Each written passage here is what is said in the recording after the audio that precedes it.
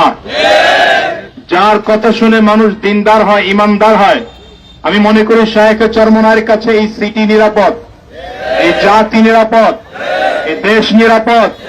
শায়েখে চরমনায়ের মাধ্যমে এই সিটির 1 টাকার দুর্নীতি হবে না ইনশাআল্লাহ। ঠিক কিনা বলেন? আমরা শুধু বারবার দেখেছি একই মত, গ্লাস পরিবর্তন হয়, শুধু গ্লাস পরিবর্তন, লেভেল পরিবর্তন হচ্ছে, বোতল পরিবর্তন হয়, মত কিন্তু পরিবর্তন হয় নাই।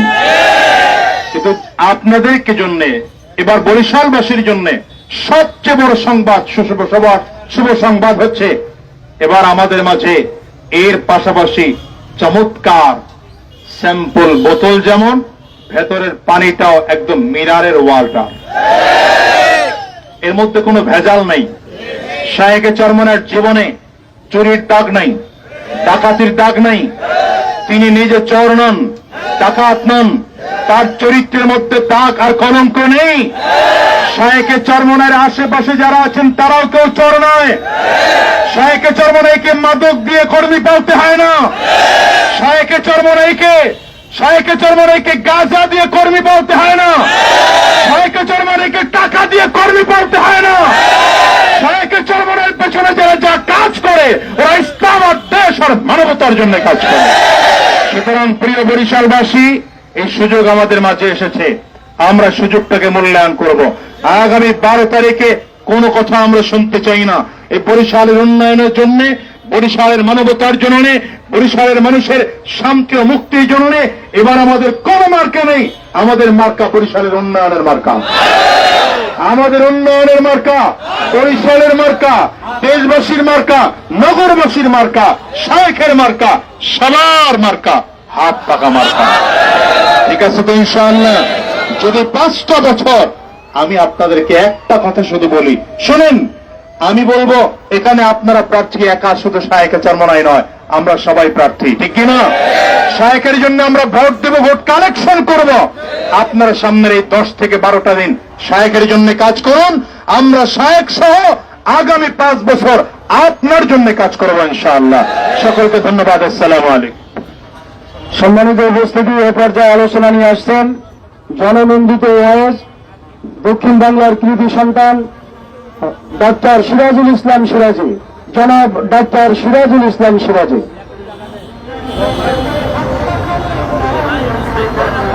আসসালামু আলাইকুম ওয়া রাহমাতুল্লাহি ওয়া বারাকাতুহু। উপস্থিত শায়েখে চরমনাই, আমি বক্তৃতার ভাষায় নাই, আমি একটা ছোট্ট আপনাদের কাছে একটা ঘটনা বলি। খুব ভালো করে শুনলে সব দলের ফায়দা হবে। কারণ শায়েখে চরমনাইয়ের কথা বলতে গেলে যদি শায়েখে চরমনাই পশ্চিম দিক ফিরিয়া হাঁটে, তাহলে কিছু লোকে বলে পূব দিক ফিরে হাঁটলে ভালো হইতো, আর যদি পূব দিক ফিরে হাঁটে কয় পশ্চিম দিক ফিরে হাঁটলে ভালো হইতো। কিয়ামত পর্যন্ত চলছে, কি বলেন? ঠিক নেবে? আপনারা মেহেন্দি ব্যথা চেনেন? মেহেন্দি ব্যথা, এই পাতা হাতের মধ্যে নিয়ে যত ঘষে তত লাল হয়, যত বিরোধী তত সংগঠিত হচ্ছে। আলহামদুলিল্লাহ, এটা বরিশালের রাস্তায় তাকিয়ে দেখেন, আল্লাহর রহমতে প্রত্যেকটা মানুষের মুখে আসি, মনে হয় যেন ঈদ সামনে। একদম সংক্ষেপ ঘটনাটা না বললে হয় না। স্বামী থাকে ইটালি, স্ত্রী থাকে বাড়ি, দিনদার, টাকা পয়সা আমানতের দায়িত্ব স্ত্রীর কাছে আছে না? রাত্রে স্ত্রী তাহাজ্জুদ পড়ে, রাত্র 3টার পরে তাহাজ্জুদ পড়তে যাই হাত উঠে মোনাজাত করতেছে আল্লাহর কাছে। এর মধ্যে চোর ঢুকছে, চোর ঢুকি উকি দিয়ে সব রুম টুম ঠিক করছে, কোন রুম কি চুরি করবে। ঘরে কোনো লোকজন নাই, দেখে যে ঘরে যে বুড়ি, এই বুড়ি তাহাজ্জুদ পড়তেছে। বুড়িও কিন্তু টের পাইছে যে ঘরে চোর ঢুকছে।